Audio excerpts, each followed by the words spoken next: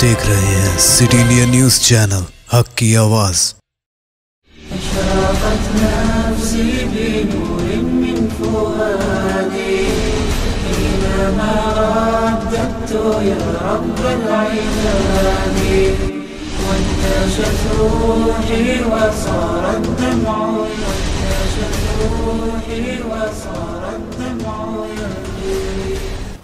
السلام علیکم ورحمۃ اللہ وبرکاتہ۔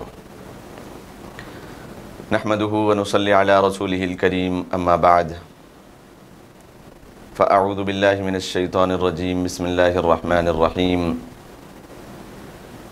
ونجیناہ ولوطا الى الارض التي بارکنا فیها للعالمین۔ صدق اللہ العظیم۔ محترم ناظرین کرام،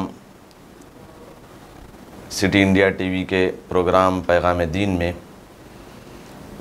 فلسطین بیت المقدس کی تاریخ کا سلسلہ جاری ہے۔ الحمدللہ یہ 5واں پارٹ، 5th پارٹ آپ کے سامنے پیش کیا جا رہا ہے۔ محترم ناظرین کرام، جیسا کہ ہم گزشتہ ایپیسوڈ میں آپ کے سامنے فلسطین کی تاریخ کے متعلق وہ 400 سالہ دور بیان کر رہے تھے جس میں بیت المقدس میں یبوسیوں کا قبضہ تھا، اور یعقوب علیہ السلام یوسف علیہ السلام اپنے بیٹے کے مصر میں بادشاہ ہونے اور وہاں پر والد محترم کو بلانے کی وجہ سے چلے گئے تھے۔ یعقوب علیہ السلام کے فلسطین سے بیت المقدس سے جانے اور پھر موسیٰ علیہ السلام کے دور میں واپس آنے تک جو عرصہ گزرا ہے وہ 400 سال کا ہے۔ ان 400 سال تک بہت ساری تبدیلیاں اور بہت سارے ماحول میں الٹ پھیر اور بہت ساری چیزوں میں رد و بدل ہو چکا تھا۔ اللہ تبارک و تعالی نے بنی اسرائیل کو پھر سے ہدایت دی، اور پھر اللہ تبارک و تعالی کے احکام کی بجاوری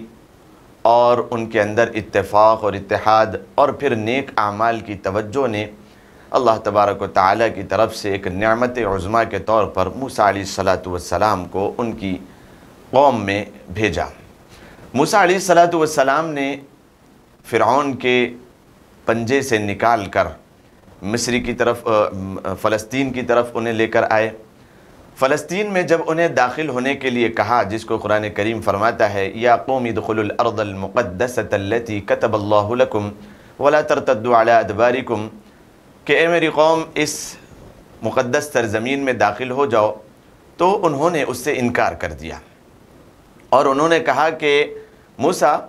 اذهب انت وربک فقاتلا انا ہاہنا قاعدون۔ وہاں پر یبوسی ایسی زبردست قوم بستی ہے جن میں جالوت اور ماروت بھی رہا کرتے تھے۔ قرآن کریم نے اس کا تذکرہ کیا، بڑی زبردست اور بڑی طاقتور قوم تھی۔ لیکن اللہ تبارک و تعالیٰ کا اصول یہی رہا ہے کہ کسی کے پاس کتنی ہی طاقت اور اسباب کے اعتبار سے کتنے ہی وہ اعلیٰ ترین معیار پہ قائم ہو، لیکن یہ دنیا مسبب الاسباب ہے۔ جب تک انسان اپنی طرف سے کوئی کوشش نہیں کرتا، اللہ تبارک و تعالیٰ کی طرف سے مدد نہیں آتی۔ والذین جاہدوا فینا لنہدینہم سبلنا، کہ جو لوگ ہمارے راستے میں کوشش کرتے ہیں، اللہ تبارک و تعالیٰ انہیں ہی کامیابی کے راہوں سے ہموار کرتا ہے۔ اس طریقے سے جب موسیٰ علیہ السلام نے انہیں جانے کا حکم دیا اور ان لوگوں نے اپنے آپ کو یہیں پر بٹھا رکھنے اور قاعدون کا تذکرہ کیا کہ تم جاؤ، تمہارا رب، جاؤ لڑو ان سے، اور جب کامیابی حاصل ہو جائے، تمہیں فتح ہو جائے تو ہمیں اشارہ کرنا، ہم آئیں گے، تو اللہ تبارک و تعالیٰ کی جانب سے ایک ان پر عذاب آیا،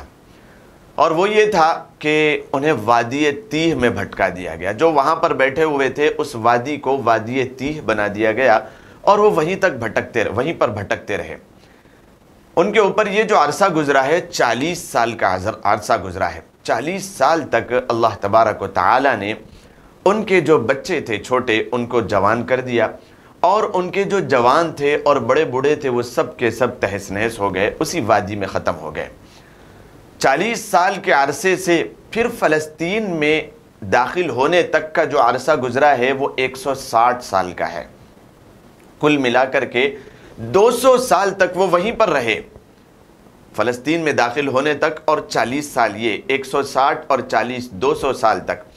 تاریخ میں لکھا ہوا ہے کہ اس عرصے میں 2-3 لاکھ ایسے یہودی تھے جو مر گئے تھے، ختم ہو گئے تھے، اور انہی کے اندر یہ شرارتیں تھیں جنہوں نے یہ کہا تھا کہ اِنَّا ہَاهُنَا قَاعِدُونَ، ہم تو یہاں پر بیٹھے ہوئے موسیٰ، تم جاؤ اور تمہارا رب جاؤ اور وہاں پر لڑ کر آؤ۔ اللہ تبارک و تعالیٰ نے ان سارے کے سارے شرارتی یہودیوں کو ختم کر دیا، بنی اسرائیل کو ختم کر دیا، اور پھر اللہ تبارک و تعالیٰ نے ان کے اندر ایک اتفاق اور اتحاد پیدا کیا، انہوں نے اللہ تبارک و تعالیٰ کی راہوں کو ہموار کیا۔ یہی وہ عرصہ تھا جس میں انہوں نے سامری کے بہت بڑے فتنے سے بھی وہ دوچار ہوئے تھے۔ سامری کا جو فتنہ تھا وہ یہیں پر تھا۔ سامری کی بڑی تاریخ ہے، اس میں اس نے ایک بچھڑے کی عبادت پر ان کو مائل کیا۔ بہت کم لوگ ایسے تھے جو اس سے بچے تھے، لیکن اکثر لوگ ایسے۔ سامری نے ایک بچھڑا بنایا مٹی کا، اور اس میں کچھ آواز آتی تھی، ایسا بنا دیا، کچھ ساؤنڈ آتی تھی، اس کو دیکھ کر وہ یوں کہنے لگے کہ یہ ہمارا خدا ہے، اور سامری نے شیطان کی شکل میں انہیں اس پر ملوث کر دیا، اور اسی کی وہ عبادت کرتے رہے۔ 160 سال کا عرصہ اسی میں گزرا، لیکن موسیٰ علیہ السلام نے ان پر محنتیں کی، کوششیں کی۔ اللہ تبارک و تعالیٰ نے کامیابی اس طریقے سے دی کہ وہ لوگ پھر اس سے توبہ طائب ہوئے۔ جو اس میں ملوث تھے، اللہ تبارک و تعالیٰ نے انہیں اس صفحے ہستی سے مٹا دیا، اور پھر آگے بڑھے۔ اور اس دوران یوشع بن نون، حضرت موسیٰ علیہ السلام کے ایک ساتھی تھے، انہوں نے بڑی محنتیں کی۔ بڑی محنتوں کے بعد وہ لوگ اللہ تبارک و تعالیٰ کی عبادت کی طرف آئے، اور ان کے اندر اللہ تبارک و تعالیٰ کی خدا پرستی ان کے اندر جنم لی، اور یہ خدا پرستی اور ان کے اندر کا اتفاق اور اتحاد، اور یوشع بن نون ہی ایک ایسے انسان تھے ان میں جنہوں نے ان کے قبائل کو بھی ایک کیا تھا۔ موسیٰ علیہ السلام کے دور میں یہ بنی اسرائیل جو حضرت یعقوب علیہ السلام کی اولاد میں سے تھے، ان کے 12 قبائل تھے، جو مصر میں رہتے ہوئے بھی 12 تھے۔ کوئی ایک ان کے اندر ایسا قبیلہ نہیں تھا، کوئی ایک ایسی ہستی نہیں تھی، کوئی ایک ایسی جماعت نہیں تھی جن کو وہ فالو کرتے اور پورے متفق ہو کر کسی کار کو انجام دیتے، لیکن ان کے اندر اتفاق اور اتحاد یوشع بن نون علیہ السلام کی محنتوں سے آیا۔ یوشع بن نون نے ان کے اوپر بڑی محنتیں کر کے اور بڑی سختی ان کے اوپر کر کے انہیں ایک کیا۔ اس سے پہلے تک وہ عبد الملوکی کے نام پر وہ ہر ایک اپنی اپنی آزادی میں زندگی گزارا کرتے تھے۔ یوشع بن نون نے بڑی محنتوں کے بعد انہیں فلسطین کے قریب تک تو لایا، لیکن فلسطین کے قبضہ ہونے سے پہلے اور ان میں داخل ہونے سے پہلے موسیٰ علیہ السلام اور یوشع بن نون اس دنیا سے چلے گئے۔ اب اس کے بعد اللہ تبارک و تعالیٰ کی طرف سے اللہ تبارک و تعالیٰ نے انہیں ایک نبی ان کے درمیان مبعوث فرمایا، جس کا نام تھا سیموئیل علیہ السلام۔ سیموئیل علیہ السلام نے بڑی محنتیں ان کے اوپر کی، اور بڑی فکری اور عقائدی اعتبار سے بڑی محنتوں کے بعد ان کے اس زمانے میں وہ 12 جو قبائل تھے، جو بہت زیادہ متفرق ہو چکے تھے اور الگ الگ رہا کرتے تھے، جن کی الگ الگ رہنے کی وجہ سے وہ کبھی کسی قوم پر غالب نہیں آتے تھے۔ 500 سال کا عرصہ گزر چکا، وہ لوگ کنعانی اور فلسطین کو چھوڑ کر مصر چلے گئے، اور وہاں سے یہاں آنے تک بالکل مغلوبیت کا زمانہ ان کے اوپر طاری اور جاری رہا۔ لیکن سیموئیل علیہ السلام نے ان پر محنتیں کی، اور وہ پورے کے پورے یک لخت ہو گئے، اور اتفاق اور اتحاد کی اور اللہ تبارک و تعالیٰ کی مضبوط رسی کو تھام کر ان لوگوں نے سیموئیل علیہ السلام کے کہنے پر زبردست حملہ کیا فلسطین پر، کہ وہاں کے لوگوں پر حملہ کر کے اپنی جو ریاست تھی اور اپنا جو ملک تھا، اور آبائی طور پہ جو حضرت یعقوب علیہ السلام سے بلکہ حضرت ابراہیم علیہ السلام سے چلا آ رہا تھا، انہوں نے سوچا کہ اپنے قبضے میں لے لیا جائے۔ اس دوران اللہ تبارک و تعالیٰ نے ان میں کچھ ایسے نوجوانوں کو پیدا کیا جنہوں نے اپنی تلواروں کا بڑا زور دکھایا فلسطین پر قبضہ کرنے اور وہاں کی حکومتوں کو اپنے قبضے میں لینے۔ اس دوران ان کے درمیان جالوت نامی ایک شخص پیدا ہوا۔ جالوت جو طالوت کے بعد پیدا ہوئے، جنہوں نے اپنے زمانے میں بڑی مدد کی اور بڑا ہی زبردست انداز میں فلسطین پر انہوں نے حملہ کیا اور اپنی تلوار کے بڑے جوہر دکھائے۔ ان کے زمانے میں وہ فلسطین فتح ہوا۔ فلسطین سے جو نیچے قبائل تھے زیر نگی، وہ قبائل فتح ہوئے اور وہ ریاستیں فتح ہوئی اور انہوں نے وہاں پر اپنی ریاست اور اپنی ملک کو قائم کیا۔ وہاں کا جو بڑا شہر تھا وہ حبرون تھا، انہوں نے اپنا دارالسلطنت اس کو بنایا۔ وہاں سے پھر اب انہیں جو قبضہ کرنا تھا بیت المقدس، جو کوہ مرور اور کوہ سیہون پر قائم تھا اوپر، یہ اعلائی علاقے تھے۔ یہاں سے انہوں نے بالکل زیر نگی جو اس کے اطراف میں ملک آباد تھے انہوں نے اس کو تو فتح کیا تھا، لیکن کوئی ایسا جیال اور کوئی ایسا زبردست نوجوان ان میں نہیں تھا جس کے معرکے میں آ کر اور جس کے ماتحت آ کر وہ اوپر کے علاقوں کو، اعلائی علاقوں کو فتح کر سکے۔ اللہ تبارک و تعالیٰ نے پھر ان کی نیک پرستی اور اللہ تبارک و تعالیٰ کی طرف متوجہ ہونا اور اللہ تبارک و تعالیٰ کے سامنے آہوزاری کرنے پر اللہ تبارک و تعالیٰ نے ان میں ایک بندہ پیدا کیا جو نوجوان العمر، بالکل 21 سال کا نوجوان تھا، لیکن الگ الگ طریقوں سے اعلائی جو درجہ تھا، جو فلسطین کا اوپر کوہ مرور تھا، اس پر حملہ کرنا شروع کیا، جن کا نام بعد میں چل کے لوگوں نے اظہار کیا حضرت داؤد علیہ السلام۔ یہ حضرت داؤد علیہ السلام نے بڑی شد و مد کے ساتھ، بڑی زبردست طاقت کے ساتھ، اپنے ساتھ ساروں کو لے کر بڑی محنتوں کے ساتھ سب کے اندر اتفاق اور اتحاد پیدا کر کے جب ایک فصیل پر آ کر کھڑے ہو گئے، اوپر جگہ پر، اعلائی درجے پر، تو وہاں کے رہنے والے یبوسیوں نے داؤد علیہ السلام کو کہا کہ اے داؤد، تم نے کن لولوں اور لنگڑوں کو یہاں پر لا کر کے کھڑا کر دیا کہ یہ لوگ ہم پر فتح حاصل کریں گے، یہ تو مغلوب ہو جائیں گے، بس تم نے جہاں تک فتح حاصل کی بس وہی بہت ہے، اب اس کے آگے تم بڑھ نہیں سکتے، ہمارے اندر طاقت ہے، ہمارے اندر پاور ہے اور ہم سلطنت کے اعلیٰ ترین لوگ ہیں، ہم یہاں پر تمہیں قبضہ ہونے نہیں دیں گے۔ حضرت داؤد علیہ السلام کا یہ استہزاء اور ایسا مذاق اڑانا بڑا گراں گزیر ہوا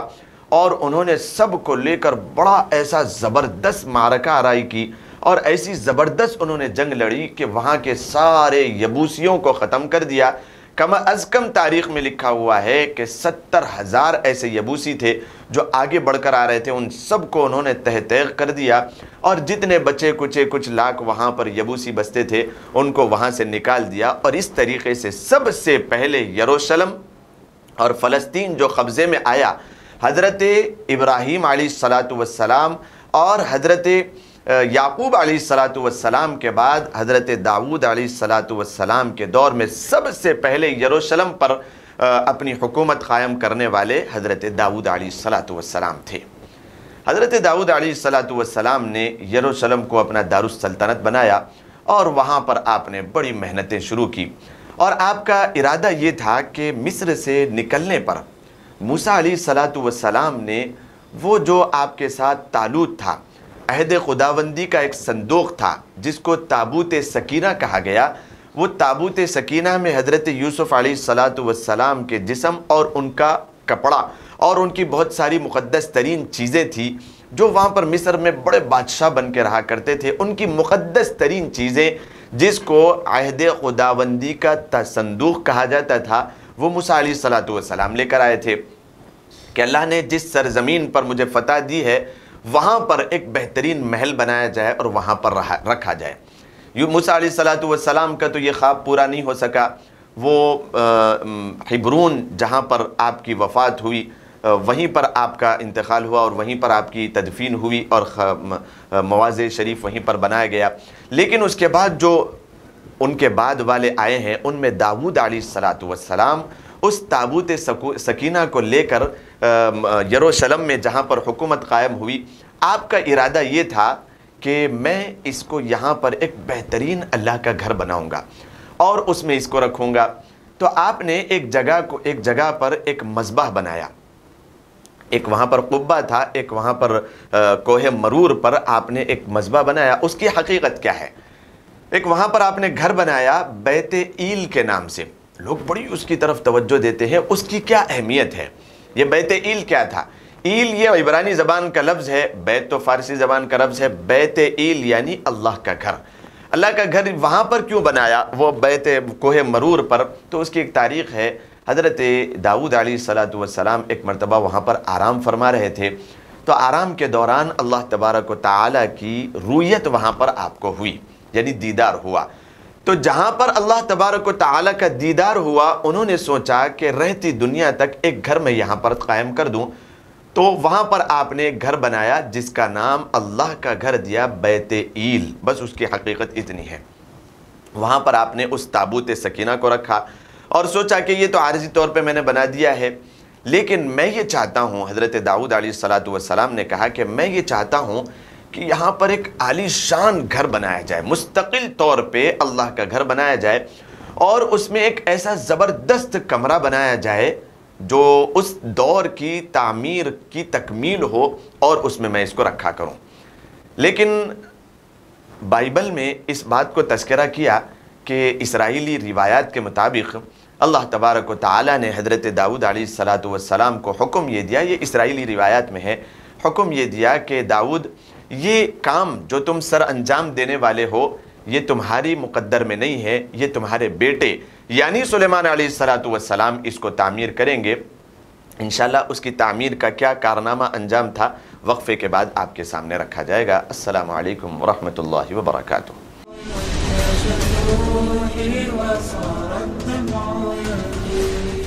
Cosmic Break Zone CBZ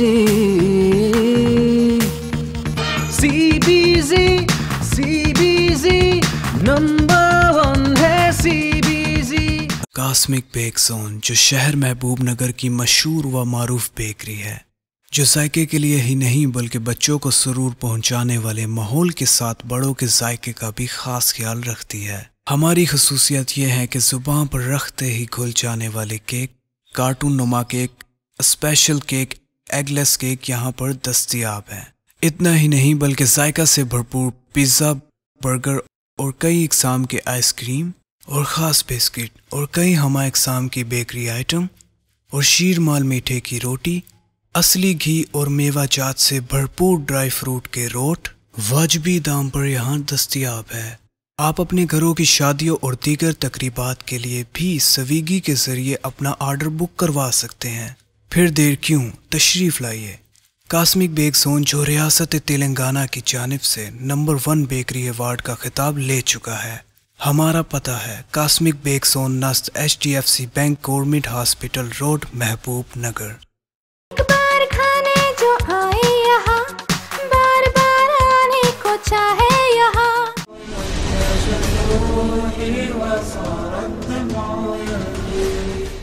السلام علیکم ورحمۃ اللہ وبرکاتہ۔ محترم ناظرین و مشاہدین کرام، وقفے سے پہلے آپ کے سامنے حضرت داؤد علیہ السلام کی کاوشوں کے بارے میں بتایا جا رہا تھا۔ اب جب اللہ تبارک و تعالیٰ نے اسرائیلی روایات کے مطابق جو بتایا گیا کہ خواب میں دکھایا کہ یہ جو گھر بننا ہے وہ حضرت سلیمان علیہ السلام کے دور میں، جو انہی کے فرزند تھے۔ حضرت داؤد علیہ السلام نے جب یہ سن لیا کہ سلیمان کے دور میں یہ ہیکل اور یہ بہترین مسجد تعمیر ہوگی،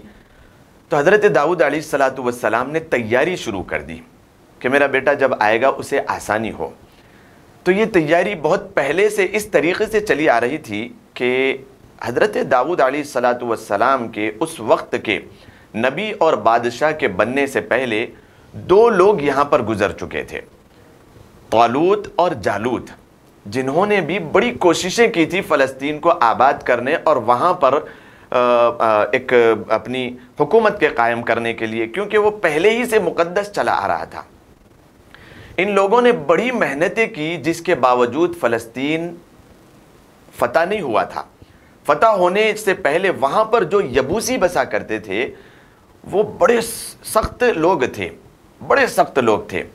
تو ان کی محنتوں کو دیکھ کر پھر حضرت داؤد علیہ الصلاۃ والسلام جب طالوت اور جالوت کے بعد آئے اور انہوں نے بڑی شدت کے ساتھ ان پر حملہ کر کے جب فلسطین کو فتح کیا، تو اطراف کے جتنے لوگ تھے وہ سب کے سب حضرت داؤد علیہ الصلاۃ والسلام کے اس کارنامے کو دیکھ کر اپنے دوستی کے ہاتھ کو بڑھانے لگے. اور وہ ان دوستیوں کے ہاتھوں کے بڑھانے میں اس زمانے کا اور اس زمانے کا بھی یہ معمول چلا آ رہا ہے کہ جب کبھی کوئی حکومت سے ہاتھ ملانے کے لیے جاتا ہے تو وہ بڑے قیمتی تحفے تحائف لا کر دیتا ہے.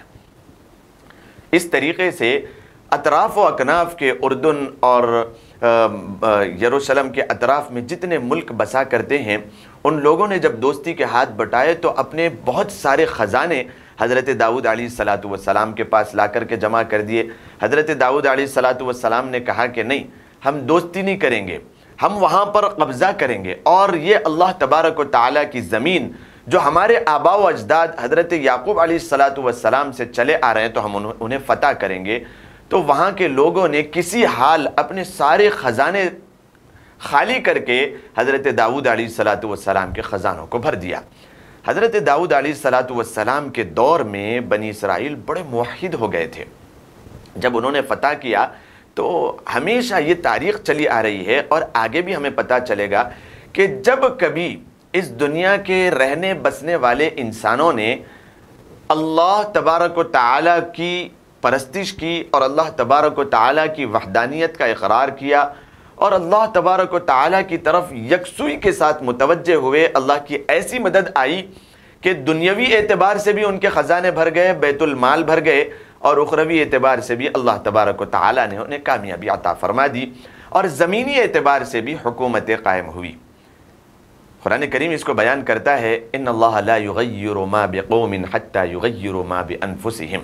ایک سبق بیچ میں دیتا چلوں، اسی لیے میں نے اس بات کو چھیڑا ہے کہ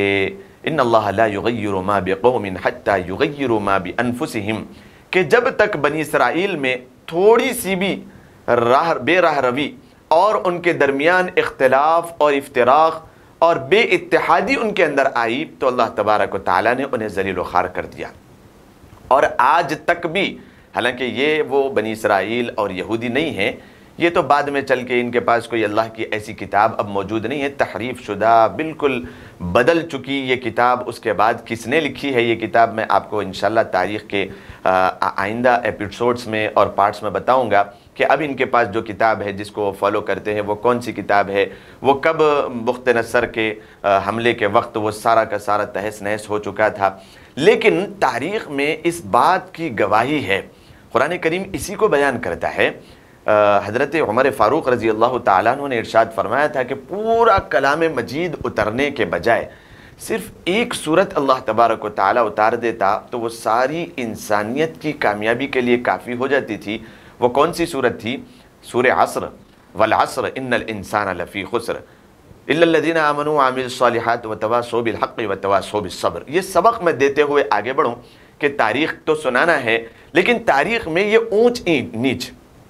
یہ سربلندی اور یہ بڑے بڑے تخت نشینوں پر ہمارے علماء کا بیٹھنا اور انبیاء کا بیٹھنا اور پھر نیک لوگوں کا تسلط اور ان کی خلافت اور ان کی بادشاہی اور ان کی حکمتیں اور ان کے حکیم، یہ سارے کے سارے کیسے میسر ہوئے اور انہیں کب زوال ہوا، انہیں کب اللہ تبارک و تعالیٰ نے اونچائیوں پر لے گیا اور کب انہیں زوال پذیر ہونا پڑا. یہ ایک صورت میں قرآن کریم ارشاد فرماتا ہے. قرآن بیان کرتا ہے قسم ہے زمانے کی. تو لوگ سوچتے ہیں کہ بھئی زمانے کی قسم کیوں اللہ تبارک و تعالیٰ کھا رہا ہے؟ کیا مطلب ہے اس زمانے کی قسم؟ کہ اللہ تبارک و تعالیٰ یہ فرمانا چاہتے ہیں کہ حضرت آدم علیہ الصلاۃ والسلام جو ساری انسانیت کے ابو البشر ہیں، ساری انسانیت کے باپ ہے، اس وقت سے آج تک، یعنی قرآن کے نازل ہونے تک، قرآن تو پہلی کلام، یہ کلام اللہ ہے، اللہ نے کلام فرما دیا تھا، زمانہ دیکھتا ہوا چلا رہا تھا، زمانہ دیکھتا ہوا چلا رہا تھا. اسی لیے اللہ تبارک و تعالیٰ نے وقت اس وقت بھی تھا جب آدم علیہ السلام جنت میں تھے، زمانہ اس وقت بھی تھا جب شیطان نے حضرت آدم اور حضرت حوا علیہ السلام کو بھٹکایا تھا، زمانہ اس وقت بھی دیکھ رہا تھا جب حضرت آدم علیہ السلام دنیا میں آئے، زمانہ اس وقت بھی دیکھ رہا تھا جب حضرت آدم علیہ السلام 400 سال تک اللہ کے سامنے آہ و بکا کرتے رہے، تواضع کا کرتے رہے، پھر جبل رحمت پر اللہ نے توبہ کو قبول کیا، ہوا علیہ السلام سے عرفات کے میدان میں ملاقات ہوئی، پھر زمانہ اس وقت بھی تھا جب قابل اور حابل کی لڑائی ہوئی، اور پھر وہ لوگ شکست فاش ہوئے، اور پھر نوح علیہ السلام کا دور، پھر حضرت شیش علیہ السلام کا دور، حضرت ابراہیم، یہ سارے کے سارے زمانہ دیکھتا ہوا آ رہا تھا یہ وقت کو کہ کب ان میں علویت آئی، کب یہ لوگ ترقی پائے، اور کب انہیں زوال پذیر ہونا پڑا، زمانہ دیکھ رہا تھا۔ اسی وجہ سے قرآن کریم کی اس سورت کو حضرت عمر فاروق نے فرمایا رضی اللہ تعالیٰ عنہ کہ ایک سورت ساری انسانیت کے لیے کافی ہوتی، والعصر، زمانہ گواہ ہے اس بات کا کہ داؤد علیہ السلام کے دور میں فلسطین پر فتح ملی اور ان کے خزانے بھر گئے، اور جو وہاں پر رہنے والے یبوسی تھے جو ظلم و ستم اور بڑی زبردست انداز میں لوگوں کو نیچا دکھانے لگے تھے، وہ سارے کے سارے ہلاکت خیز ہوئے اور وہ اس صفحے ہستی سے مٹ گئے، اور وہاں کے جتنے رہنے بسنے والے تھے ان کو شہر بدر کر دیا گیا حضرت داؤد علیہ السلام کے دور میں۔ یہ کس وقت ہوا؟ جب ان کے ماننے والوں نے اور حضرت داؤد علیہ السلام، آپ تو نبی تھے، سارے کے سارے اللہ کی طرف متوجہ ہوئے، اللہ نے غیبی مدد فرمائی اور انہیں قوتیں ملی۔ تو زمانہ اس بات کی دلیل ہے، اس وجہ سے قرآن کریم یہ قسم کھا رہا ہے کہ قسم ہے زمانے کی، ان الانسان لفی خسر، ساری کائنات، وہ سارے کے سارے رہنے بسنے والے وہ تہس نہس ہے، اور اس کے اور رہنے بسنے والے وہ سارے کے سارے ہلاکت خیز ہے، خسارہ اٹھانے والے ہیں، لیکن ان میں سے چند لوگ سوائے ان لوگوں کے جنہوں نے ایمان کو قبول کیا، چاہے وہ کسی بھی دور کے کسی بھی نبی کے اوپر ہو، اس دور کے نبی کے اوپر ہو، اور جنہوں نے نیک اعمال کیے اور حق کی صداقت کی، حق کی تلقین کی اور صبر کیا، یہی لوگ کامیاب ہے، ورنہ ہمیشہ کی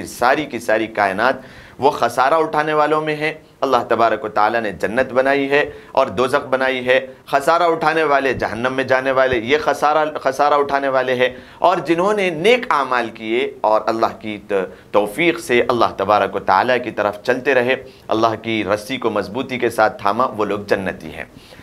تو بیچ میں ایک سبق دینا تھا، اسی لیے میں اپنی پٹری کو بدل کے اس صورت کی طرف آیا۔ حضرت داؤد علیہ السلام کے دور میں دیکھا گیا کہ جتنے وہاں کے رہنے والے تھے، حضرت داؤد علیہ السلام نے جب یروشلم پر قبضہ کیا، اور سب سے پہلا قبضہ تھا یہ، اس سے پہلے کوئی ایسی حکومت وہاں پر قائم نہیں ہوئی تھی۔ حضرت ابراہیم علیہ السلام بھی رہے وہاں پر، اور آپ کے بعد حضرت ابراہیم علیہ السلام کے بعد حضرت اسحاق علیہ السلام وہاں پر رہے، حضرت اسحاق علیہ السلام کے بعد حضرت اسرائیل یعنی یعقوب علیہ السلام جس کا دوسرا نام اسرائیل ہے وہاں پر رہے، حضرت یعقوب علیہ السلام کے بعد بھی کئی لوگ وہاں پر آئے، پھر حضرت یعقوب علیہ السلام ہجرت کر کے مصر چلے گئے، یہ لوگ وہاں پر رہے بسے، لیکن ابھی تک کوئی حکومت قائم نہیں ہوئی تھی یروشلم پہ، بیت المقدس اور فلسطین پہ کوئی خاص طور پہ حکومت قائم نہیں ہوئی تھی۔ سب سے پہلی حکومت قائم ہو رہی ہے حضرت داؤد علیہ السلام کے دور میں۔ یہ پورے کے پورے متحد ہو کر، اتحاد اور اتفاق کا یہی درس ہے کہ اللہ تبارک و تعالیٰ نے فرمایا کہ اگر تم لوگ افتراق میں ہیں تو تمہاری کبھی بھی حکومت قائم نہیں ہو سکتی، تمہارا دبدبہ ختم ہو سکتا ہے۔ قرآن کریم نے 4 پارے میں اس کو ارشاد فرمایا۔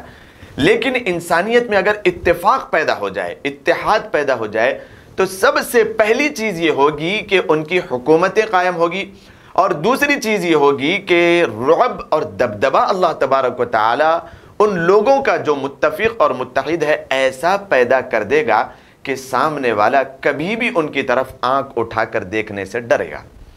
تو یہ سبق قرآن کریم بعد میں چل کے دیتا ہے۔ اللہ تبارک و تعالیٰ نے حضرت داؤد علیہ السلام کے لیے وہاں پر حکومت قائم کر دی، اور وہاں کے رہنے بسنے والے ابھی جو اسرائیل تھے وہ بڑے اللہ کی وحدانیت اور اللہ تبارک و تعالیٰ کے ساتھ بڑا اچھا معاملہ رکھے تھے،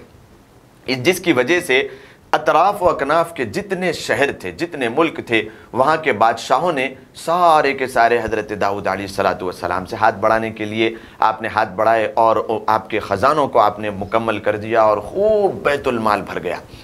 حضرت داؤد علیہ السلام نے پھر اپنی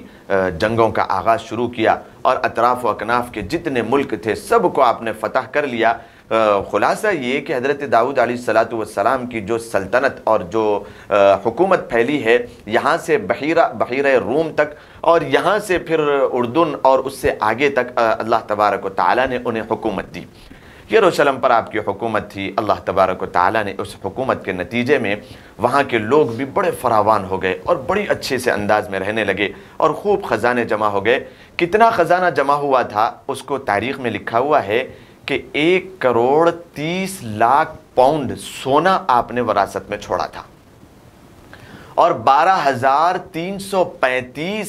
ٹن آپ نے چاندی چھوڑی تھی، جو اس نیت سے آپ نے جمع کیا تھا کہ اللہ تبارک و تعالیٰ نے انہیں خواب میں دکھایا تھا کہ میرے بعد جو میرے بیٹے سلیمان علیہ السلام آئیں گے، وہ یہاں پر ایک ہیکل اور یہاں پر اس تابوت سکینہ جو عہد خداوندی کا صندوق تھا، جس میں یوسف علیہ السلام کی مقدس ترین اشیاء تھی، وہ اس میں رکھا جائے گا۔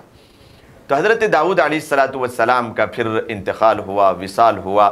بڑی سلطنت کو قائم کرنے کے بعد 1015 قبل المسیح میں حضرت داؤد علیہ السلام اس دنیا سے چل بسے۔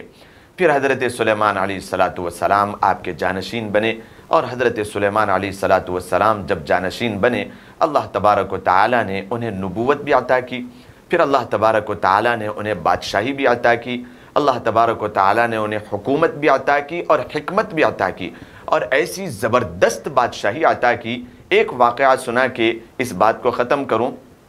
پھر اس کے بعد حضرت سلیمان علیہ السلام کا دور اگلے پارٹ میں انشاءاللہ بتایا جائے گا۔ حضرت داؤد علیہ السلام کو اللہ تبارک و تعالیٰ نے ساری کائنات پر اور ساری کائنات کی ہر مخلوق پر ایسی حکومت عطا کی تھی کہ ساری مخلوق کی بولی حضرت سلیمان علیہ السلام کو معلوم ہو جاتی تھی کہ وہ ان کی بولیاں وہ جاننے والے تھے۔ ایک مرتبہ حضرت سلیمان علیہ السلام اپنے سارے لشکر کو لے کر چلے۔ قرآن کریم نے اس واقعے کو تذکرہ فرمایا غالباً 19ویں پارے میں۔ حضرت سلیمان علیہ السلام جب سارے اپنے قافلے کو اور اپنے لشکر کو لے کر باہر نکلے تو چونٹیوں نے ندا لگائی کہ زمین پر چلنے پھرنے والی چونٹیاں کہ اپنی اپنی بلوں میں سارے کے سارے اندر چلے جاؤ۔ ایک چونٹی جو ان کی سردار تھی وہ اعلان کرنے لگی کہ اے چونٹیوں کے لشکر، تم سارے کے سارے اپنی بلوں میں گھس جاؤ کہ سلیمان نے اپنے لشکر کو لے کر رکھا ہے کہ نہ چاہتے ہوئے سارا کا سارا لشکر جب ہم پر سے گزرے گا کہ تم ملیا میٹ ہو جاؤ گے اور تمہیں رون ڈالیں گے وہ، اس وجہ سے تم اپنی بلوں میں اندر چلی جاؤ۔ تو سلیمان علیہ السلام نے اس کی بات کو سن کر مسکرایا اور پھر چونٹی سے بات کیا۔ یہ سارا کا سارا ان کے ساتھ جو قافلہ تھا اور لشکر تھا وہ سن رہا تھا کہ اللہ تبارک و تعالیٰ نے حضرت سلیمان علیہ السلام کو ایسی حکومت دی تھی کہ چھوٹی سے چھوٹی مخلوق کی بھی باتیں جو ہوتی ہے، ان کی زبان اور ان کی آواز حضرت سلیمان علیہ السلام کو سنائی دیتی تھی۔ پھر حضرت سلیمان علیہ السلام نے آگے بڑھ کر جب اپنی حکومت وہاں سے لشکر لے کر جب اپنی حکومت کے بارے میں معلوم کی تو جتنی جگہ تک ان کی حکومت پھیلی ہوئی تھی اس سے کچھ آگے